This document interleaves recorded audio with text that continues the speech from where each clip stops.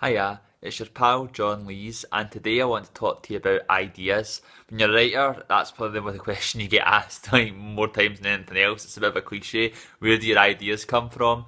And I think we kind of like to pretend to ourselves that they kind of emerge fully formed and beautiful and perfect, out of like the muse that we keep in our basement, or like just this, perfect corner of our brain. But in truth, I don't know if it is the case for you or anyone else, but for me, like ideas, for stories tend to be like Frankenstein's monster type, mismatches of other ideas and things that have kind of been lingering around in my head. And like sometimes I'll come up with a character I don't have a story for, or sometimes I'll kind of come at the same story again and again from different angles until I found just the right hook for it, and then I kind of bring it all together.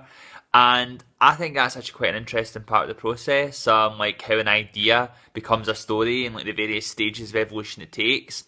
And something I found really useful, and I think it's something that anyone who writes or does anything creative should do, is note down your ideas and keep a log of your ideas because you never know when you might need them.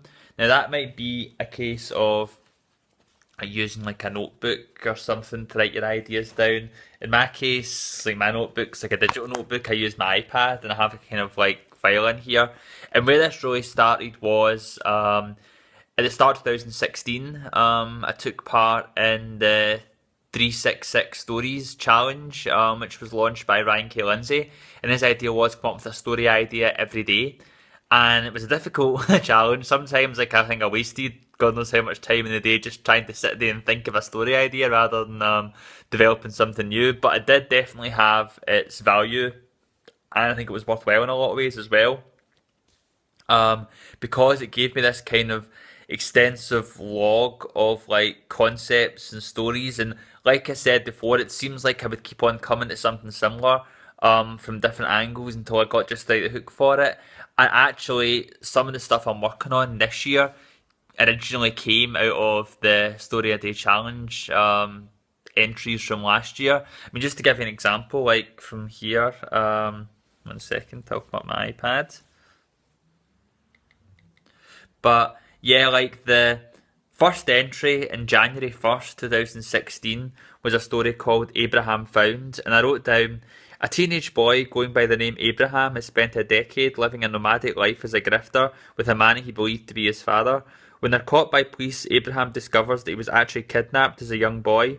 He's sent back home and reunited with his family, but they're all strangers to him now. And from his outsider's perspective, he soon discovers that something is very wrong in this small Midwestern rural community, and his family are at the centre of it.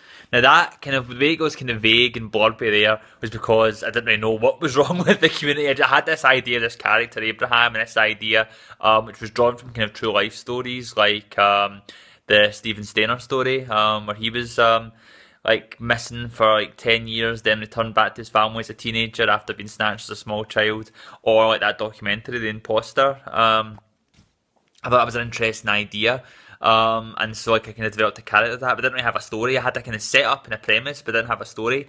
But when I was trying to develop a story at one point, I was looking through some of these other ideas, and I had something called Mountainhead, which was again a similar vague thing. It was like people under siege by like violent forces, like at the foot of the Rocky Mountains, and that was a story, but didn't really have any interesting characters.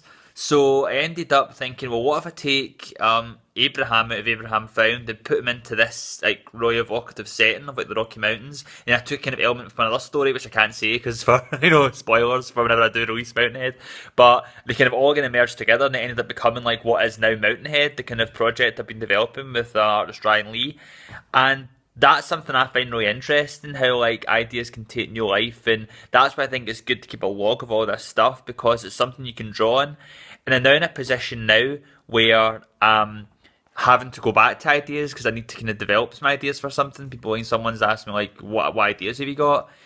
And it makes me realise that ideas can kind of date as well because I'm looking through all this stuff from 2016, which seems really cool at the time I was writing it. So much of it, I'm just thinking like 2017 me is going, nah, it's like this is old news. And that kind of makes me think that maybe a story idea a day might be a bit too much to maintain, but I think it's actually a really good idea for writers to try and like just regularly keep a log of ideas, just random thoughts and concepts or characters or kind of like and just like story premises and just keep on writing them down, keep on writing them down. Not necessarily to develop all of them into like stories of their own, but you never know when you might have that seed that you put down, which then might get kind of harvested and put into something else to make, a bigger story. So that would be my suggestion. A little bit of feedback is if you're not doing it already, start writing down your ideas and keep a log and have a look back at them from time to time and maybe kind of glean like where your mindset is going by the stuff you're writing down. It could be a useful exercise.